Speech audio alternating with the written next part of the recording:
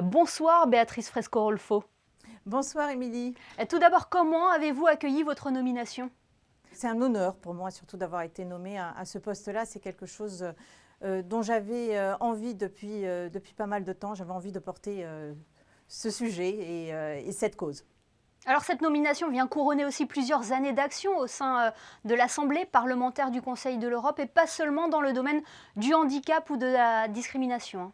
Je fais partie de la commission égalité, discrimination et non-discrimination de l'Assemblée parlementaire du Conseil de l'Europe depuis 2013. Donc je me suis assez investie sur les droits des femmes, sur les luttes contre les violences. Et j'ai en effet été même rapporteure générale contre les violences faites aux femmes du réseau parlementaire qui s'occupe de cela. Donc c'est vrai que je suis un peu active dans cette commission depuis pas mal de temps. Et la présidence d'une sous-commission, c'est un peu un résultat d'un travail et de mon travail dans cette commission. Pour en revenir à la sous-commission que vous présidez, quels sont les travaux sur lesquels vous souhaitez intervenir? C'est un vaste sujet que sont le handicap et la discrimination. Très vaste sujet. En fait, je vais beaucoup travailler sur l'inclusion, la manière d'appréhender les différences, d'intégrer les personnes handicapées ou les personnes maintenant souffrant de longues maladies, de maladies chroniques, parce qu'elles aussi peuvent avoir à souffrir de handicap liés à cette maladie. Donc je pense que je vais plutôt travailler sur cette inclusion et sur le travail, le retour au travail, parce que c'est important de retourner au travail, de retourner dans les activités de tous les jours, donc plutôt là-dessus. Et quelle est la valeur de la voix de Monaco à l'Assemblée parlementaire du Conseil de l'Europe? Quel regard portent les membres de cette organisation sur la principauté? Écoutez, je crois que les membres ont un bon regard sur la principauté de Monaco. Du moins, la commission dont je fais partie, j'ai ma voix et je suis écoutée. Donc je crois qu'on a une belle aura, on a une belle image et il faut s'en servir pour continuer à porter aussi haut les couleurs de Monaco, mais fort sur les sujets qui nous tiennent à cœur et que l'on peut ramener sur Monaco. Je rappelle que le Conseil de l'Europe, c'est peut-être un organe international, mais c'est aussi souvent un guide de bonnes pratiques. Et les bonnes pratiques, c'est toujours utile pour travailler sur place. Et votre voix peut être déterminante?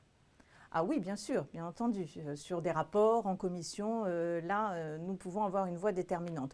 Moins sur un vote en assemblée, où là, il y a quand même beaucoup de membres qui votent.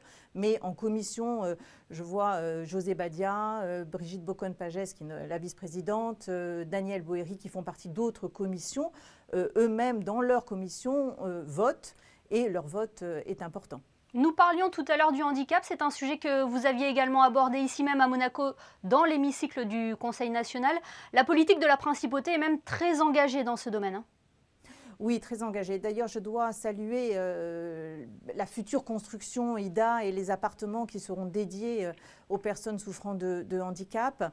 J'ai en effet porté un petit peu ce sujet, je ne suis pas la première, mais je l'ai reporté durant le BP 21 parce que je pense que c'est important. Je souhaiterais qu'un délégué interministériel soit nommé sur ce sujet afin de porter haut ces différences et d'apprendre à vivre avec les différences à tous les niveaux du gouvernement.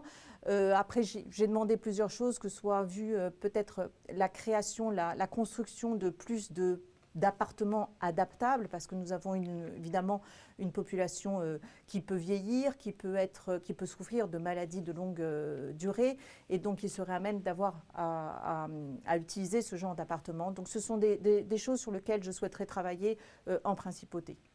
Bien, merci beaucoup Béatrice Fresco-Rolfo d'avoir été avec nous ce soir. Merci beaucoup Émilie, à très bientôt.